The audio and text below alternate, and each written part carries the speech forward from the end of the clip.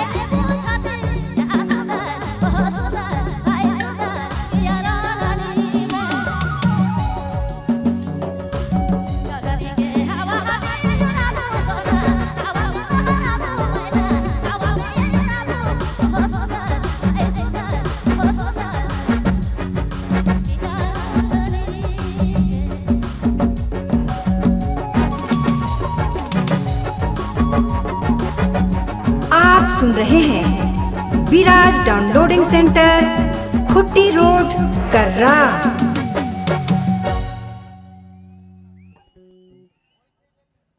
बहुत बहुत धन्यवाद, शुक्रिया।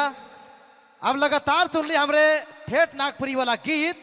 अब चलब हमरे आधुनिक नागपुरी वाला गीत बटे है ना, जो लगा दे पानी में आग जवानी उसे कहते हैं, कि जो लगा दे पानी में आग जवानी उसे कहते हैं, और जो हिला दे पूरी महफिल को अपनी गीतों से, उन्हें नितेश कच्छप जी को एक बार प्यार से तालियां हो जाए।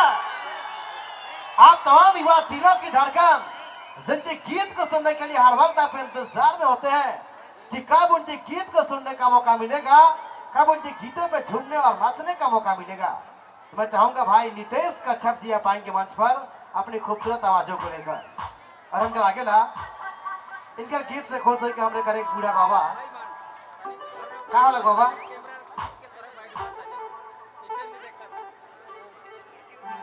मुखिया साहब का बड़का बाप मणकी मुंडा जी 100 रुपए का पुरस्कार दे हैं। उनके मन बदले बहुत बहुत धन्यवाद, बहुत बहुत शुक्रिया। चलिए हमने कार्यक्रम के फिर से आगे बढ़ाव और नितेश कच्छप जी के मंच में आवाज लगाओ।